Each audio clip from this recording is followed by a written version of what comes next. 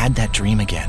My small business needs to hire, but I don't use LinkedIn, and I hire wrong. So then I'm doing IT, and when I go to plug the servers in, they become sentient, and they won't let us access our network unless we forward their chain emails and memes to more and more and more people, and then I wake up. Don't let hiring nightmares ruin your dreams. LinkedIn Jobs' new AI assistant finds and invites best-fit candidates to apply, so you can discover talent you may have missed. Post your job for free at linkedin.com/quality. Start hiring today with LinkedIn. Hello there, Stanley Carr here. You know, I love collecting music and sports memorabilia. Want to know where you can find some? I'll tell you. Go to oldglory.com. This website features one-of-a-kind apparel from your favorite sports teams and musical artists.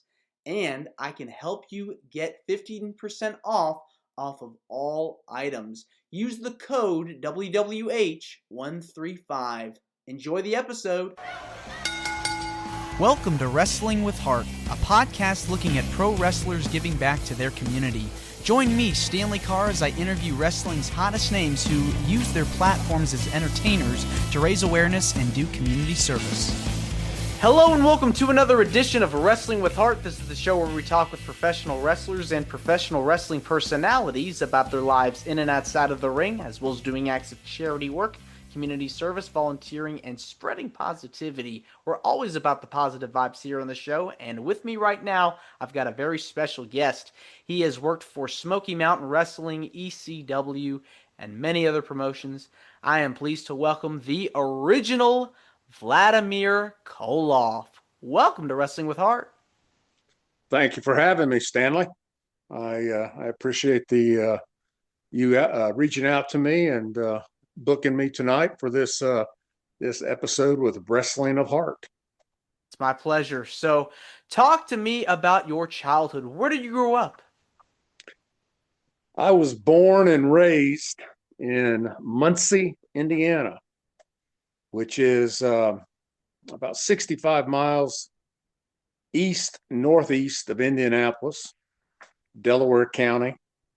The home of Ball State University, which was originally Indiana Normal Teachers College back in the late 1800s and early 1900s.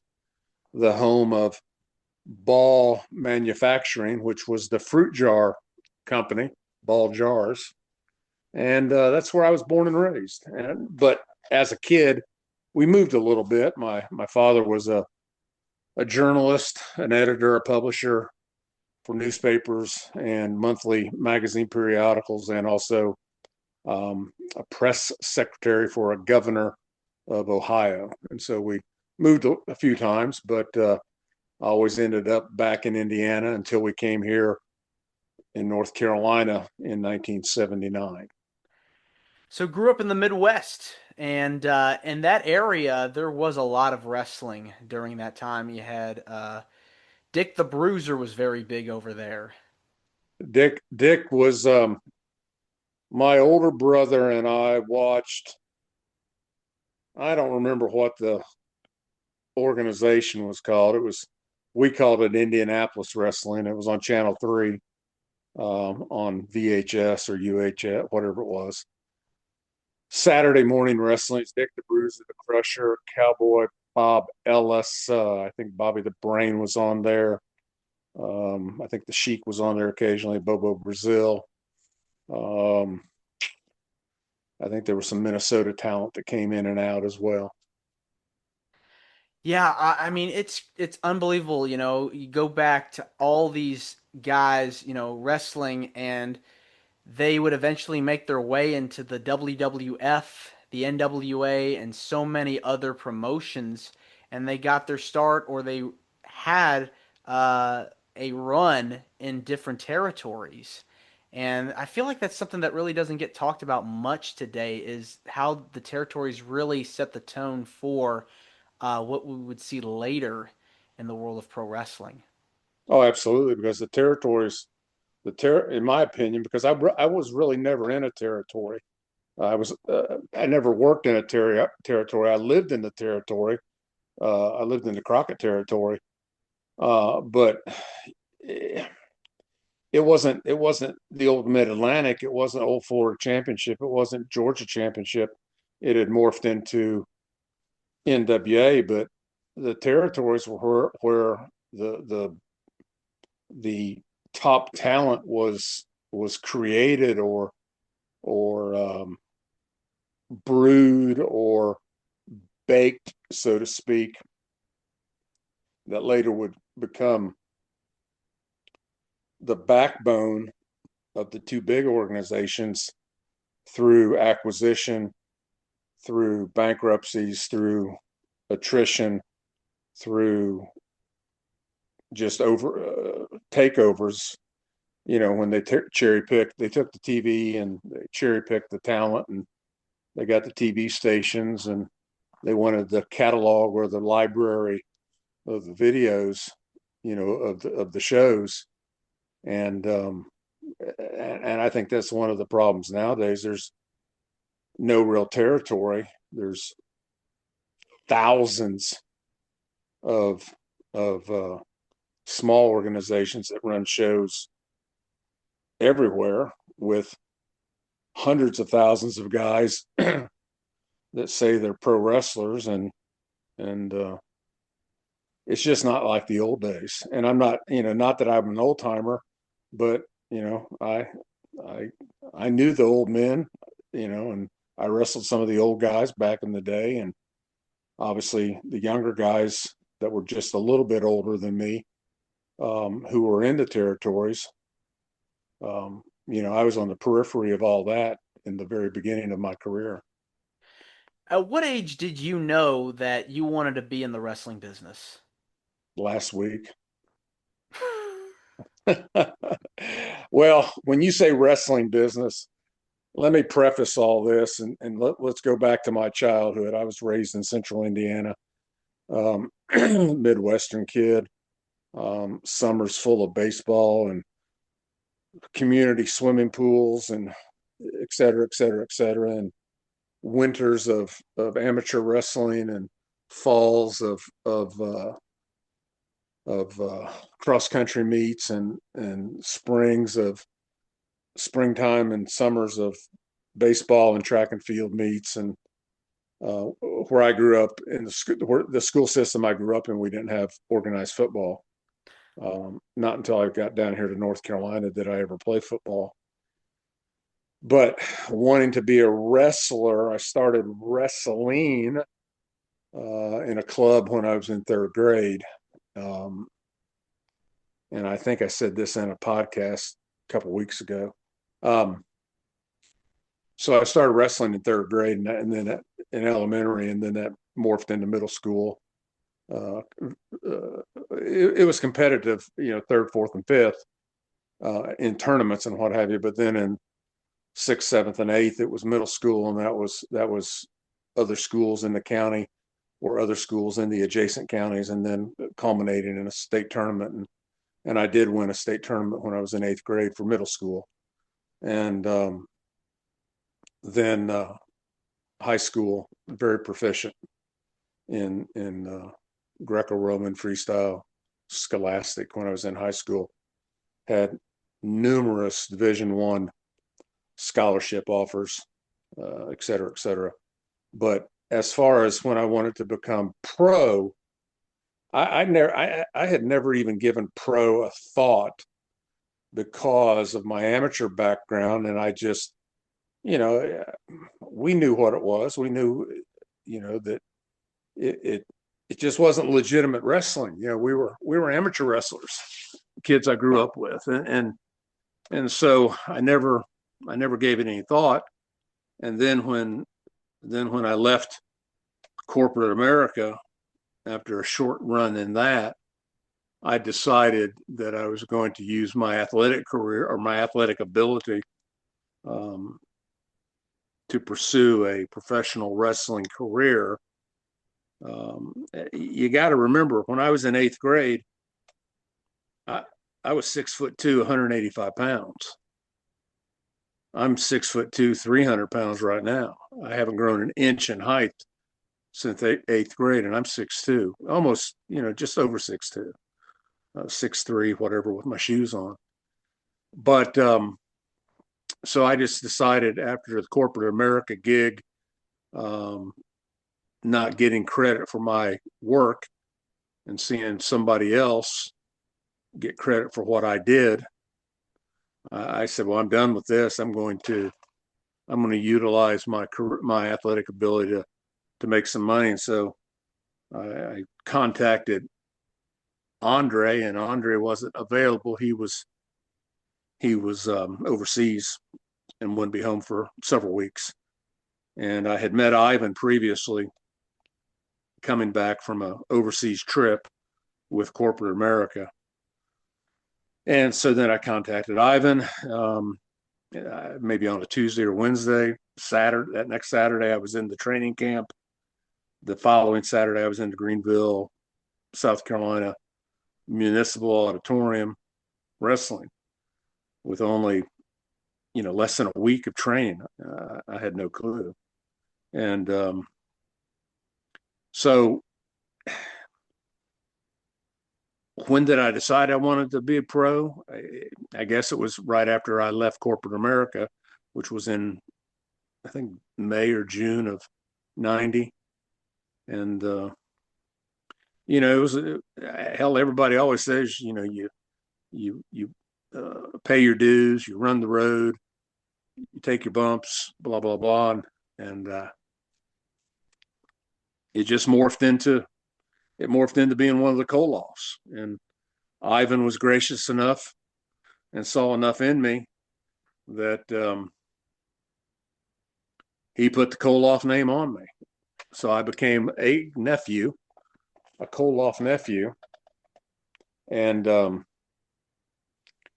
they wanted to call me Carl Koloff, and that was Bobby Fulton's idea. Bobby was one of the guys that trained me also. He was partners with Ivan. And I didn't like the name Carl, even though it was my given name, as being my stage name. So they said, well, you come up with it. And Nikita was after Nikita Khrushchev. And then Ivan was after Ivan the Terrible, or Ivan the Great, or Ivan the Great. And I thought, well, Leon Trotsky, which I didn't like that name. And I thought, well, Vladimir Lenin, father of communism. I thought, well, I'll just use Vladimir. And it stuck. So here we are. I'd imagine having just a week of training when you're just getting started in the business. I'd imagine that is very stressful. But it was, because I really didn't know what to do. But in that week, Ivan had said, just listen to me when we are engaging with each other, locking up, doing holds, the holds and the moves and everything. That was no problem for me because I was an amateur wrestler. I knew how to shoot a single. I knew how to duck under. I knew how to do a suplex. I knew how to do a salto. I just had to learn how to not do those with force, but parlay it or work it into a series of routines or maneuvers or what have you. High spots. How many high spots can you do at 6'2", 285 pounds? So being a heel, Russian heel, we're not taught to do high spots. We're taught to register moves from the baby faces and then make the baby faces look good. And I said in that other podcast I was telling you about earlier, I was taught two very different styles, conflicting styles. Register, don't sell, by Ivan. Do the big man stuff, the big bullish, bearish, big man moves. But then on the other hand, by Bobby Fulton, who was one of the original Fantastics, he and Tommy Rogers, to sell like crazy to make, the blonde baby face look good. So, I had some difficulty with that, but, I progressed and progressed and progressed, and it parlayed into bookings all over the world. I've had this conversation with several wrestlers on the show about if they prefer being a heel versus a babyface, and a lot of times I've gotten the answer heel because you lead the match as a heel. You work with the babyface, kind of carry them, get them through the match. Do you feel like for you it was the same? No, I prefer. I never worked babyface, but I loved being a heel. I loved harassing people. I loved giving people the business, so to speak, the fans, the crowd, et cetera, et cetera, et cetera. But I worked so many of these great big huge superstars all over that they were all baby faces, and Ivan always told me, just listen to him, listen to the old timer. Like Wahoo McDaniels. Wahoo was never a heel. He was an ultimate baby face, especially here in the Carolinas, Virginia, Tennessee, Georgia. And I bet you I worked Wahoo 100 times, and it was just I was just taught to listen to the elder statesmen, so to speak. The Demolition Axe, the Samoans, um, the Jim Cornette people, Animal and Hawk, Wahoo, Jimmy Garvin, Ronnie Garvin, Bobby Fulton, Jim Dugan, Jake Roberts, Kerry Von Erich. I was just taught to listen to those guys and then do my heel stuff in there, and then come back, and let them call the match. I mean, if I was working somebody that was a much lesser name, they would just say do a squash match on these people, and I wouldn't beat the daylights out of them, but on the other hand, I would beat the daylights out of them. So yeah, I guess the heel in that, me being the heel in that, I beat them up, but not literally, but when it came to the upper talent of the industry, they always led me. So they always called the match. Um, Early on, you talk about, being able to listen to what people are telling you and be able to, pick up so much knowledge. Do you recall any pieces of advice you got from trainers or mentors early on that you've applied to today after your time in the business? Um, yeah, I mean, just try to think about what you're going to do before you do it. The old adage, which I've heard all my life, but it is like measure twice, saw once. Think about what you're doing. But in the wrestling business, you're caught up in the heat of the moment, and you're caught up in the action of the continuous action of the match, and you got to think on the run or think on the job, or think on the run. And it's a little hard sometimes to do that, especially when you're not seasoned, and so yeah, just think about what you're doing before you do it. But it's kind of hard in the ring when you got 200, 300, 3,000, 10,000 in Japan or India or Australia or wherever screaming at you, or 5,000 Lumbee Indians wanting to kill you and Ivan because you're wanting to kill Wahoo McDaniels and Chief Jay Eagle, down on the Lumbee Indian Reservation. It's just, it's hard to remember all these things, pieces of wisdom that have been given to you, when you're trying to portray something. And it was hard to portray or stay in character as a Russian, for whatever reason. But Why do you feel it was hard? well, because for one thing, nobody kayfabed. I mean, it was dead. And I didn't go to the extent that Nikita went to with the legalities of the name, which I won't get into. But if any wrestling fan really knows, there were legalities of the name that he pursued. I didn't do that. Restaurants, bars, hotels, and then sometimes it works.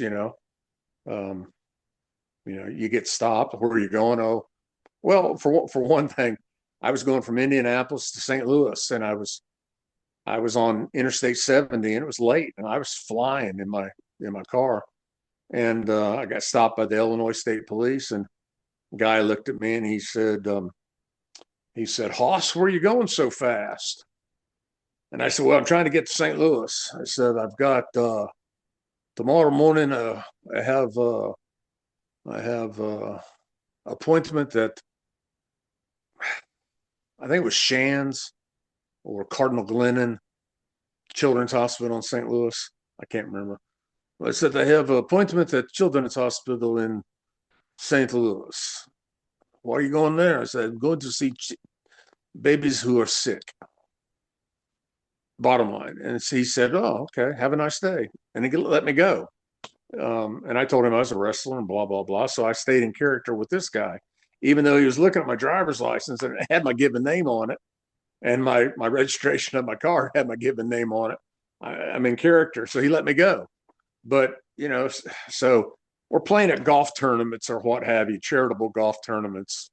It was a little hard when you're in a fivesome or a sixsome or whatever captain's choice deal, and you make a bad shot and you just start, you don't think about it. Next thing you know, you're right back to your real voice instead of staying in character. And one thing about Nikita, he stayed in character, man, all the time, even to the point that the boys kind of got pissed off at him. I heard when he was on the airplane with Crockett Airplane, he'd be using the voice, and they're like, well, whatever. But Ivan didn't really use the voice when we were on the road either, only when we were at the shows. So It seems like in the 80s and the 90s, during this period when you had like these foreign heels yeah, coming from another The part, Iranians, the Germans, the Japanese, the Russians. and you had to really like be in that role and stay in that role even outside of the arena. I'd imagine, it could be pretty it could be pretty intense because you're trying to keep this character going, but you got to go from place to place. And it's I'd imagine, I can see why it'd be pretty hard. I remember when I was in the training camp with Ivan, down the road from the training camp. This was on the east side of Charlotte. There was a convenience store down there, and we would go to the convenience store afterwards and get Gatorade or soft drinks or what have you. And this was in Charlotte, and Ivan was hot. It was Ivan Koloff, and wherever he went, he was recognized. And at the time, I looked a lot, I mean, a lot like Nikita in the fans' minds. Now, if you put us together, we didn't really look that much alike other than bald head, goatee, and big.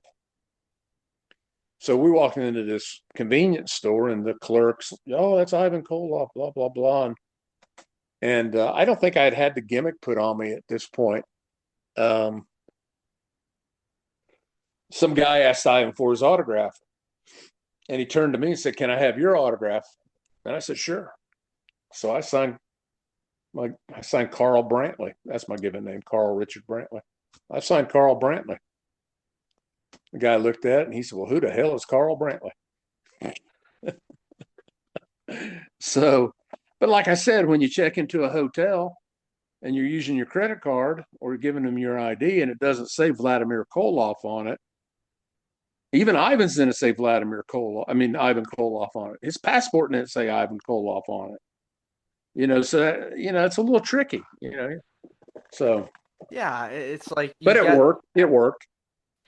Yeah, you got to find that balance to be able to be in character and get out of character and try to maintain, a level of normalcy before you get back on that plane and start going to the next town, because it can be hard. It can be very very it can be What tough. if you met a young lady somewhere and you develop a relationship, and then one day she sees your driver's license and it doesn't say Vladimir Koloff on it, right? Mm-hmm. I mean, yeah. So no, I didn't lie to you. No, I was not. I was not being deceptive. I was just trying to protect the business. In modern times now, I feel like it's harder now to be in character than it used to be because of the internet and social media. Well, I mean, yeah, look at us right now. I mean, this would never have happened 35, 40 years ago. Yeah, I mean it's changed. Do you at all keep up with the current product? And if so, you don't keep. Okay. I don't watch it. I don't watch it. It's I don't even know where to find. I watch very little television to start with. I get on my email and check those things in the morning.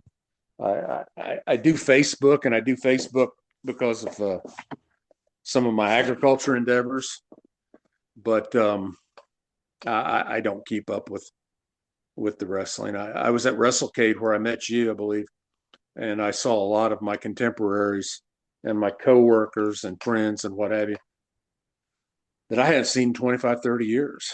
And it was great to see them. But as far as the product, people would say, well, there's so and so. And I'm like, I don't know who that is. Well, there's she's such and such AEW. I don't know who she is. Let's talk about when you go to these conventions, when you go to WrestleCades, and see all these people that you hadn't seen in a long time. I mean, it's got to feel good to get fans come up to you and see you and recognize you from your time in the business, and also see people that you hadn't seen in so many years, and it's like that when you reconnect with them. Oh, it was. I was elated. I don't know that a 300-pound, 6'2" retired professional wrestler that bench pressed 605 pounds at one time should say elated, but man, I was happy to see these guys and the gals. You know, it was just, it was awesome. And the, honky tonk man, he was giving me a hard time about a show out west. Um, Jake was talking about Oklahoma City. Rick Steiner and I were talking about the amateur wrestling that he and his brother did at Michigan.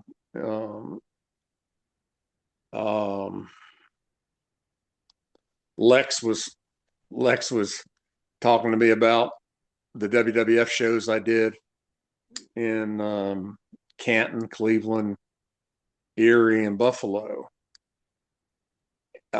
Jimmy Boogie Woogie Man Valiant said to me, he goes, my God, Vladimir, he said, I haven't seen you in 30 years. And we were in Salem, Virginia, and the fans got in a fight in the stands with each other, and et cetera, et cetera, et cetera. So for them to remember things from that far back, matches, incidents, travels, blah blah blah, it was great to to have that interaction with these guys, with my contemporaries. And I was kind of apprehensive about going. I live 55 miles from Winston, and I was kind of apprehensive about going to it because I was never, I'm not Hall of Fame, nowhere near it. I wasn't a superstar with these guys, WCW or WWF superstar. I was kind of apprehensive about going, and Demolition Axe said to me, he said, Vladimir, he said, you were there. You were in it. You were one of us. You were part of it. He said, so don't discount yourself. He said, you were there. You wrestled all the greats. And, Bruno Sammartino and Dominic DiNucci and a few others, they said to me, I came into the business at the wrong time.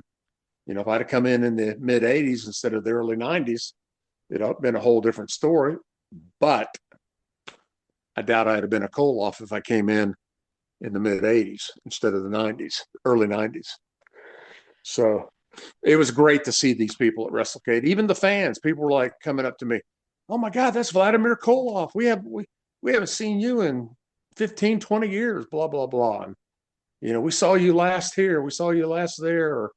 Or my son saw you overseas, or you were doing something with the Department of Morale, Welfare, and Recreation in Guam, or Tinian or Saipan, or Marshall Islands, or Auckland, New Zealand, blah blah blah, or on the deck of the USS Dwight D. Eisenhower. I wrestled Craig Pittman up there in Norfolk on the deck of the Eisenhower aircraft carrier.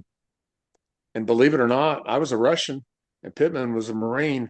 And if you know anything about the armed services, even though the Marine Corps is part of the Department of Navy, the Navy boys and the Marines hate each other. And the Navy guys on that ship were cheering for me, beating up the U.S. Marine Corps guy, which was crazy. So, I did have interaction with fans down there and other wrestlers, and it brought back a lot of memories, and it made me happy. The 3 days that I was there, I was overwhelmed.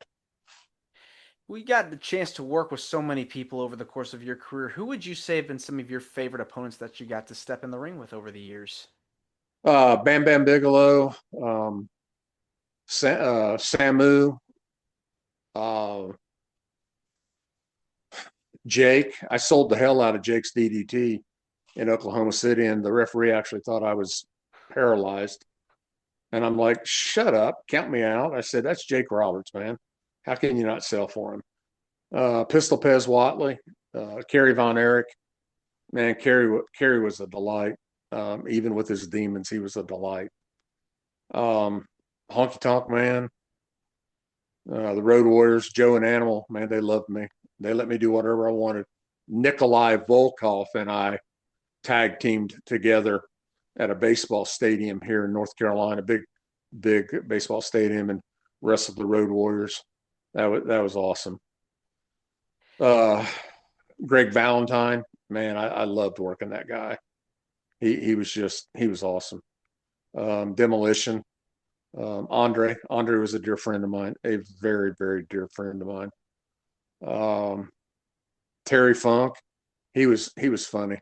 He always tried to get me to break character in the ring by things he would say, and it was excruciatingly painful to try to stay in character working him, because he was just the way he spoke and the way he was trying to get me to break character. And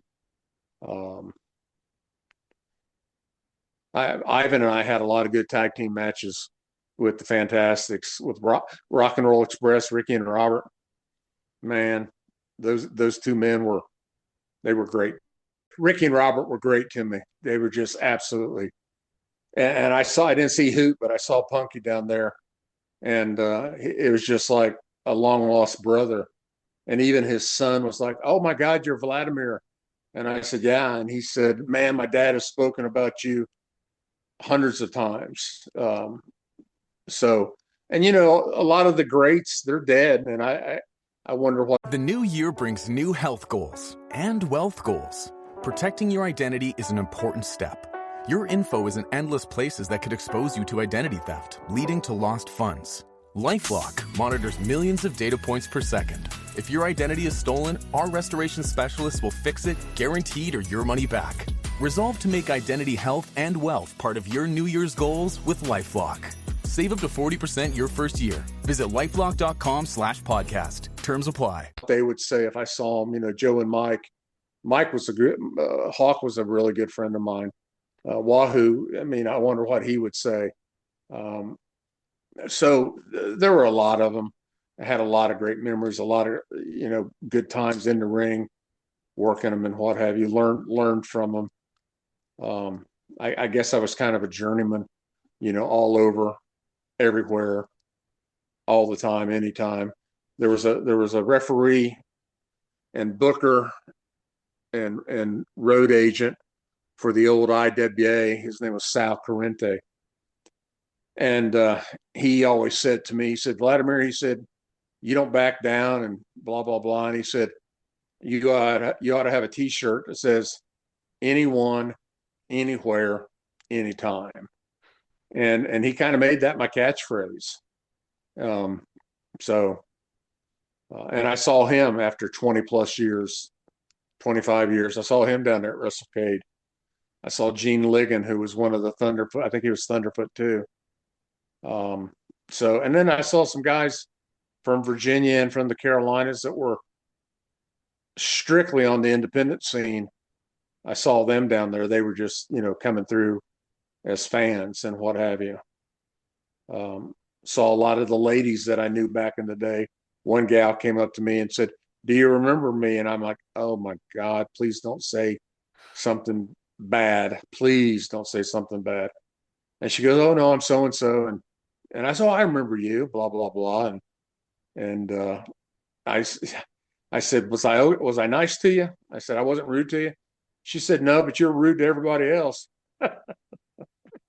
So Yeah, it's really an amazing feeling to have memories, that like that when you're in the public eye and you're giving people, things that they're gonna remember the rest of their lives. And I feel like there's no better feeling than making someone's day, and giving them that memento that they're gonna cherish for years to come. And I know outside of wrestling, you've done a lot of charity work and have been involved with different things, activities outside of the wrestling world. What kinds of activities, as far as charity work is concerned, have you done to help out in your community over the years?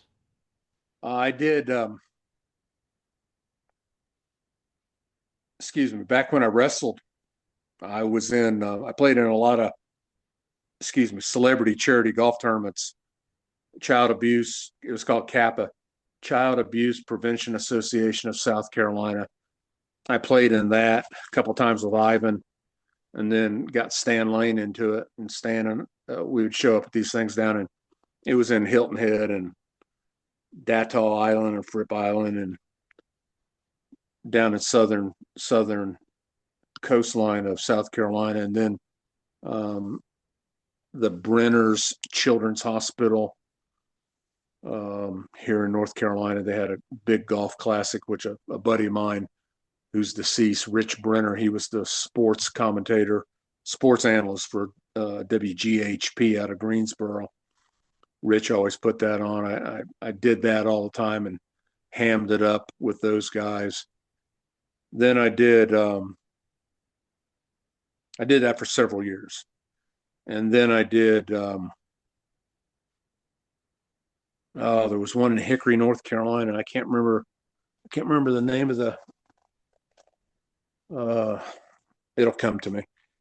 Um, so I did a lot of golf tournaments. Cardinal Glennon. It was either in Indianapolis or St. Louis. Shands Children's Hospital down in Gainesville. Um, those were the golf. There's a couple other golf tournaments that are escaping me at this point. But so I did those golf tournaments for those charitable organizations specifically. I did mostly children's gigs. I didn't do a lot of charitable like American Red Cross or Salvation Army or anything like that. I always lended my name or my image or my personality to anything that had to do with kids. And if I went to the hospitals, oh, there was a big Shriners Classic down in South Carolina. We played in some tournaments down there, and funny thing is, I am a Shriner now. Um, but anything that had to do with the kids, I helped out. And if I went to the hospitals, I was always sure to shave my face and shave my head with a razor, slick. I mean, bald. And if I saw any children in there that could be around somebody from outside the facility, and they weren't afraid of cross contamination or spreading germs, I wanted the kids to look at me bald if they had lost their hair through medical treatments or what have you. I wanted to look at me and think, well, he doesn't have any hair either. So I tried to do that and tried to be as hospitable in that capacity to those children, because those babies didn't have a choice. They didn't ask to be afflicted. You know, it got dumped on them horrifically, and so I was always soft about that.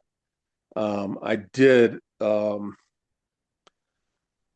lot, and I mean a lot, of fundraising for the Children's Miracle Network through a national retailer. And I was all over the country doing that with them under a verbal agreement with one of the higher ups in that corporation. And I did a lot with that. And I was happy to do that because, raising money for those causes.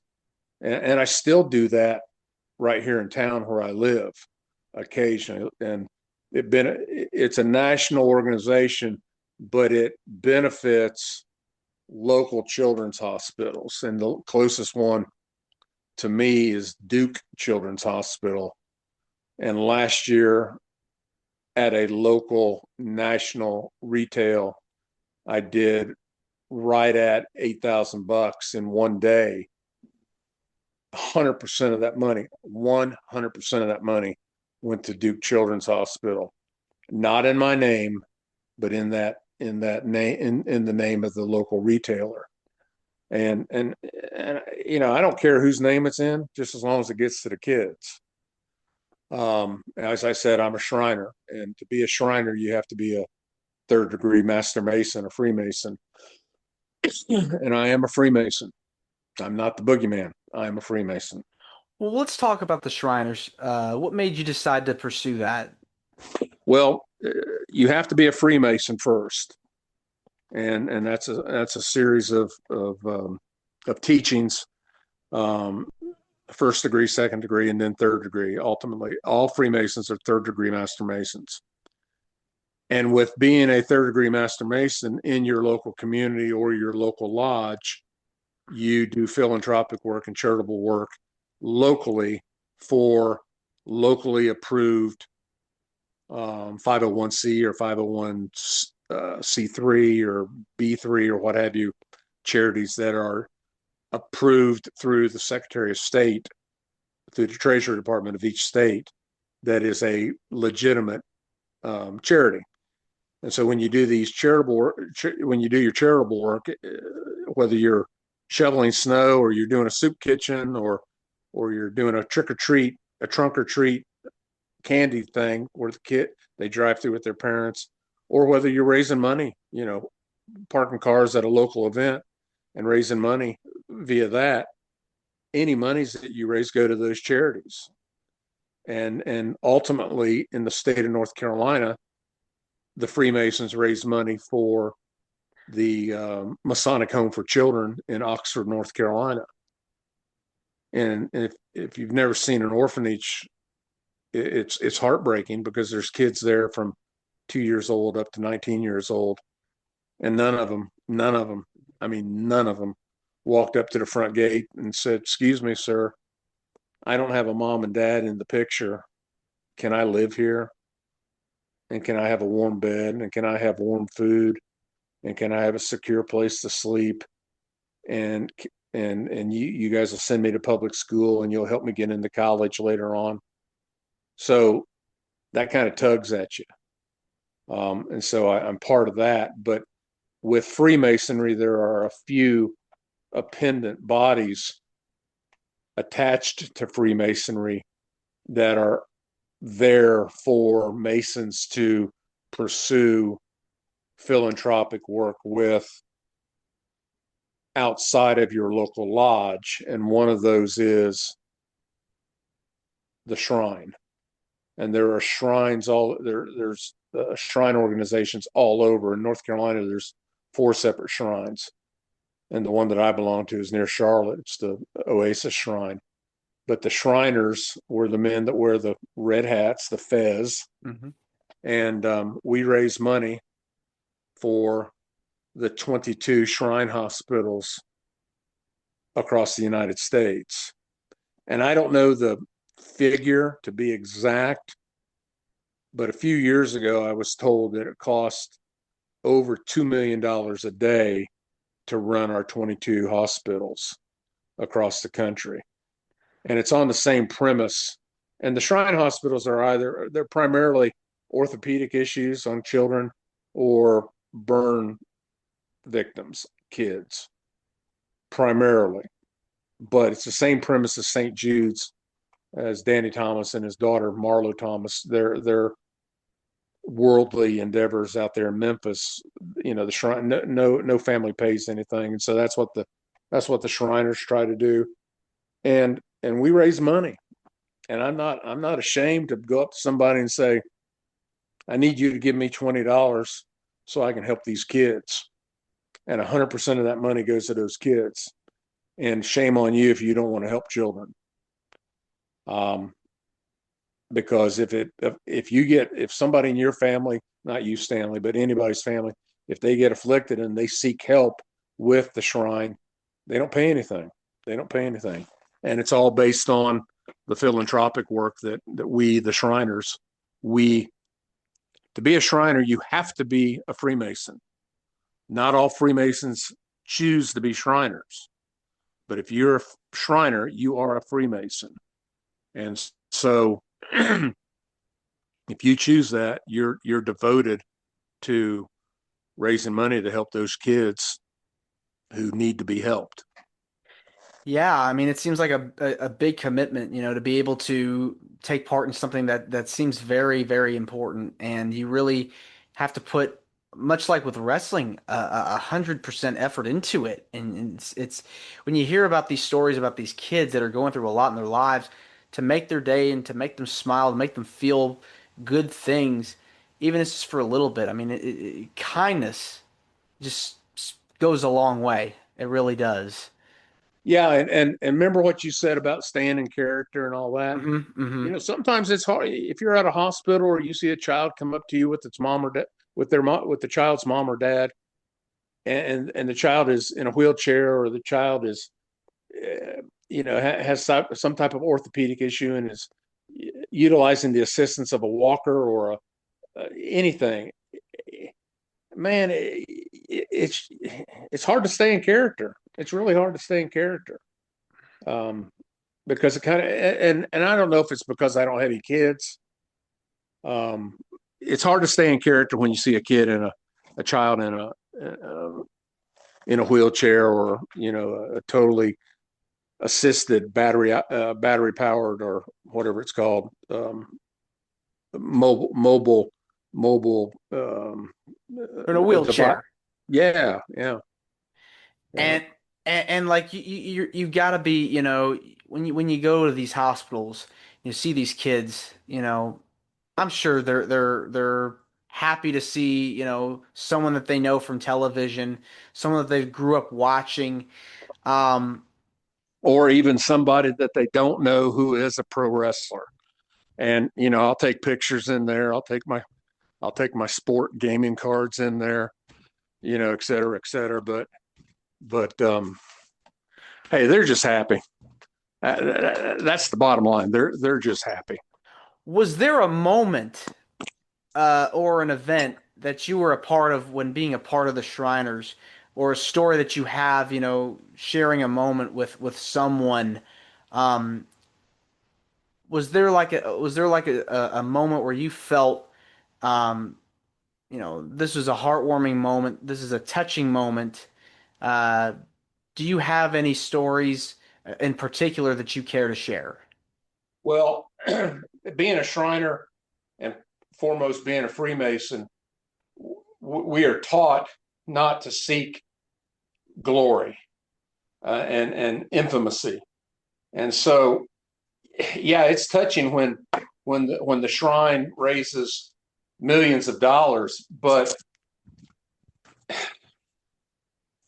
you're not there because you're Vladimir Koloff. You're there because you're Carl Brantley, the third degree, or I'm a 32nd degree Freemason.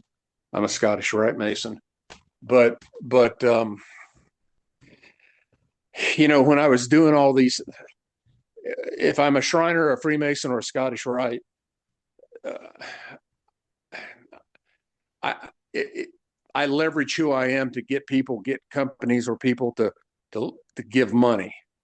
But I don't, when I'm in the event, I'm not bragging about who I am in the event, if that makes sense. Yeah. Just like I raised over $8,000, and in one day, and nearly 4,500 of that was from corporate sponsorship, and they wrote a check to Duke Children's Hospital in my name, and the memo said Vladimir Koloff donation charity. so that was, and then when I presented that to the retail outfit that I was sitting there with, working with, and then I was selling my pictures with 100% of that money going to that. That was very, very gratifying. Now I will tell you, I'll tell you another story. And this happened back when I was wrestling in about 94, 95, maybe 96. I was in South Carolina, and the girl I was dating lived in South Carolina. I had been off for a couple of days. And so I was down there visiting her. And I said, well, what are we going to do today and tonight and blah, blah, blah. And she said, we're going to go to the races. And I'm thinking, oh, all right, whatever. And her family, brothers, cousins, uncles, father, whatever, they raced in dirt track automobile racing.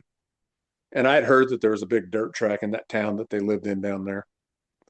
So we go to the track, and, I was on,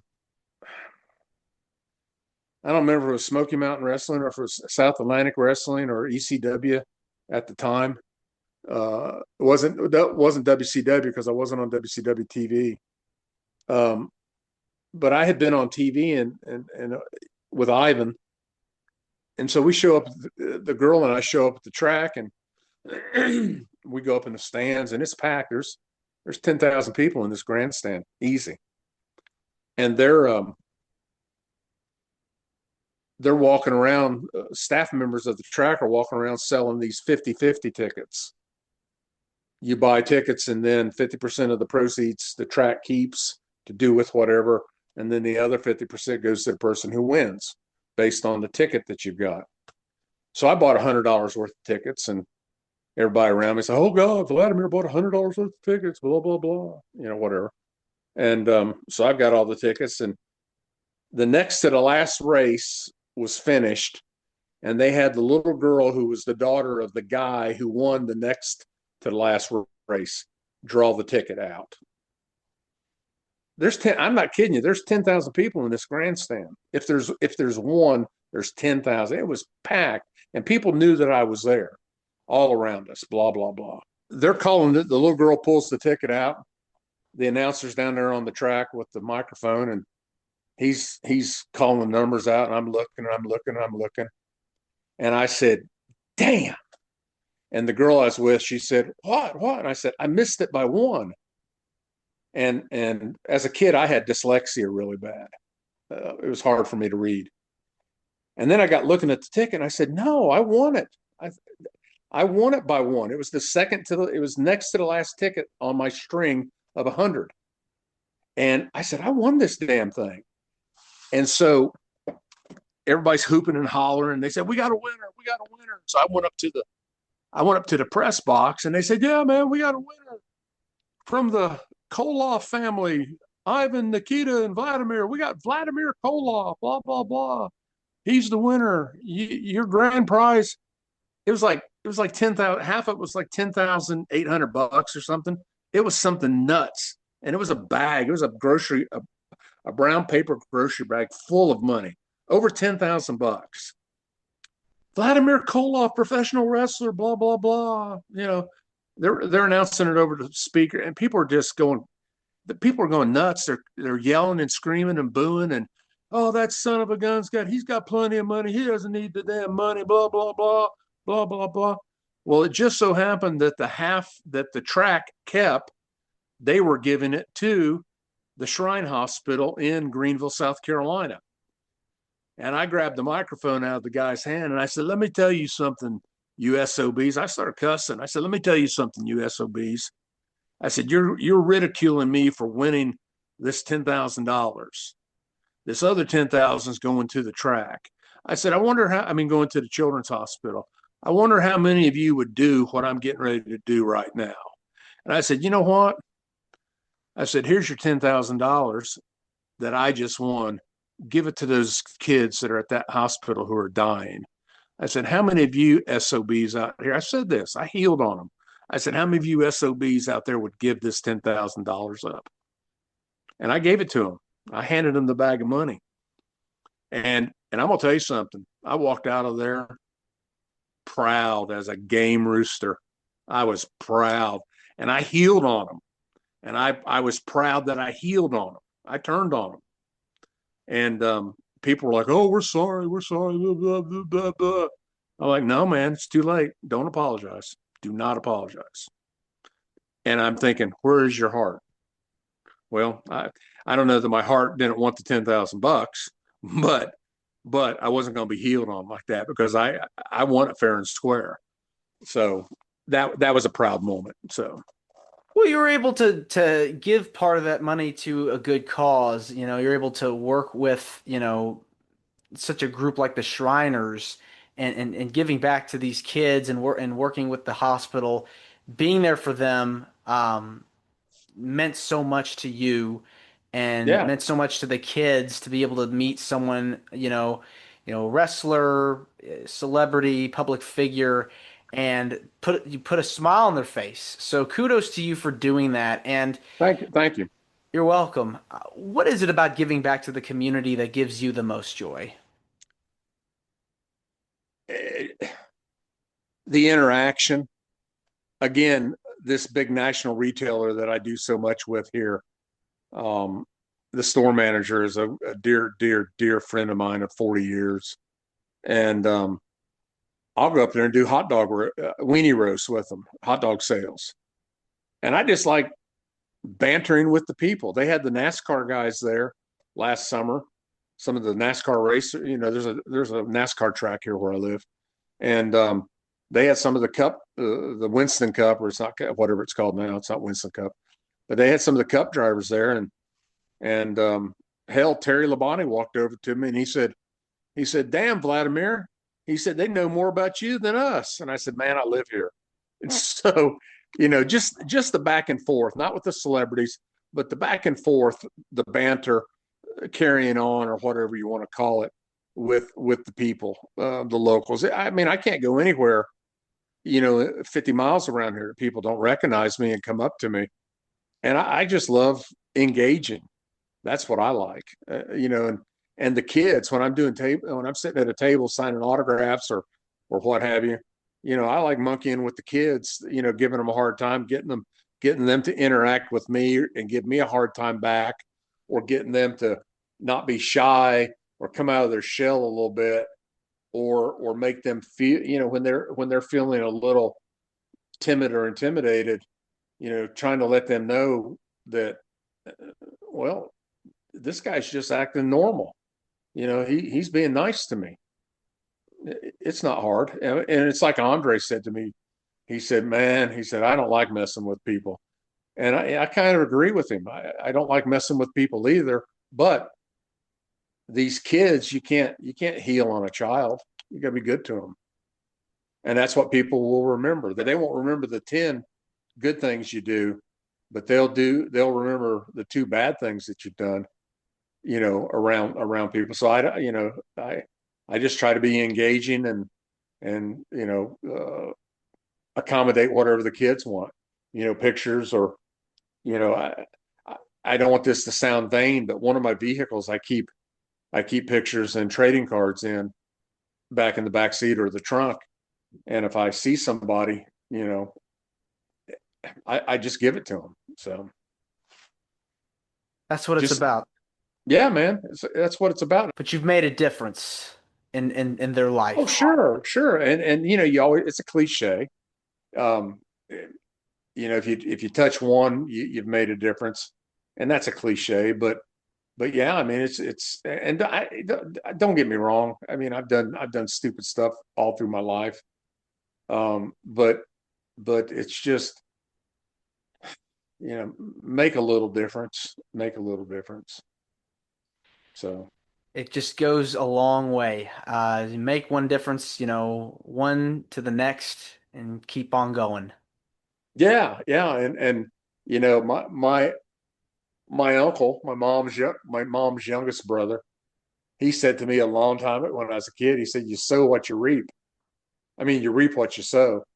And I never knew really what he meant years ago, but you know, like I said earlier, you can do 100 good things and nobody talks about it. But as soon as you stub your toe, they're all over it. And so, but it never helps. It never hurts to be good to somebody just in case you stub your toe. You've had such an incredible career, and you've been able to do a lot of wonderful things, as we've talked about here on the podcast. Well, let me tell you something I did today, and I am not blowing my horn, and I am not putting myself over.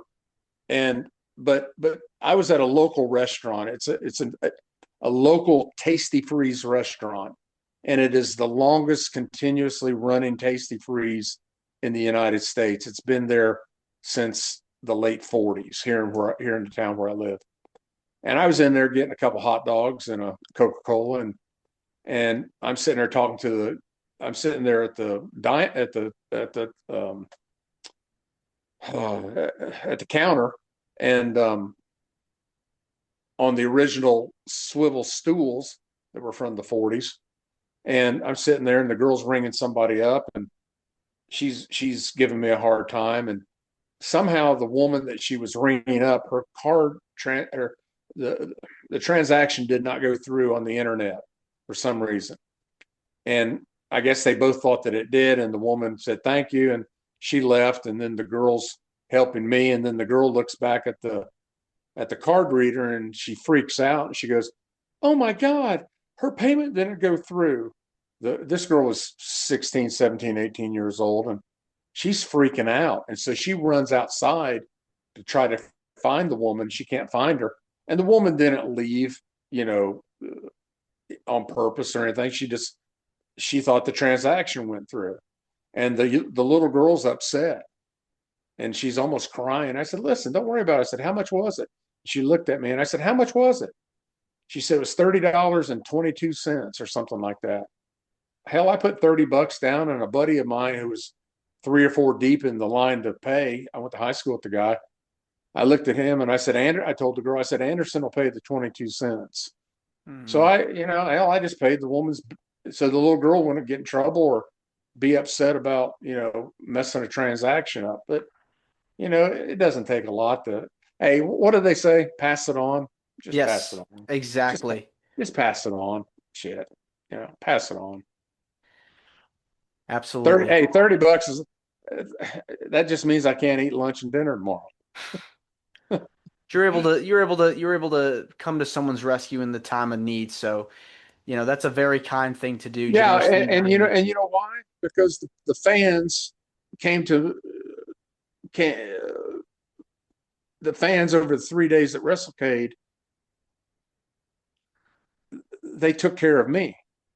You know what I'm saying? Mm-hmm. So why not? Who gives a shit? Pay it forward. I'm sorry. Who cares? So.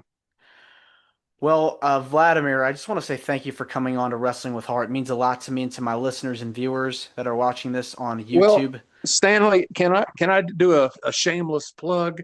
Sure, go for it. If you want to contact me on Facebook, it's under my given name, Carl Richard Brantley, Brantley. And remember, I am the original Vladimir Koloff. As Snoop would say, I'm the OG, baby. I am one of Ivan Koloff's 2 nephews. The other is Nikita. I am the original Vladimir Koloff, and I'm very proud of that. And incidentally, Nikita has a nephew named Neil, and I have a nephew named Neil. And Ivan's widow, Renee, we are putting together the Koloff family dynasty. And we're going to try to be doing appearances at the big WrestleCons all over the country. Indianapolis, New York, Big Event New York or something like that. Big event.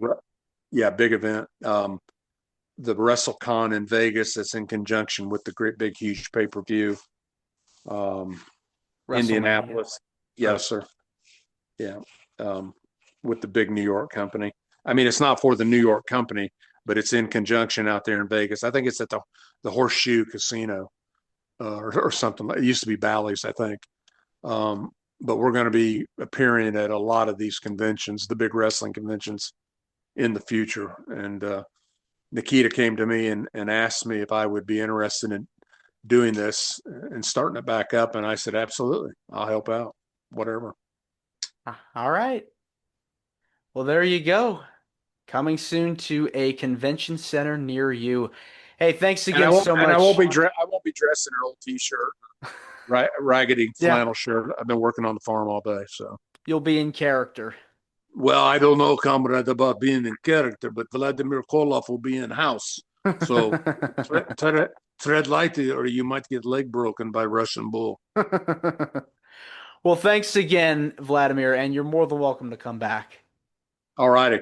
To everybody out there in your viewership and what have you, and as Hollywood Jeannie Basone has said to me, be kind, try to be kind. So that's what it's all about. Yeah, man. Thanks again. Yeah, man. You're welcome, brother. Take care. You too. This is Wrestling with Heart. I hope you found this podcast to be informative and entertaining. If you did, please hit the subscribe button and look out for the next edition.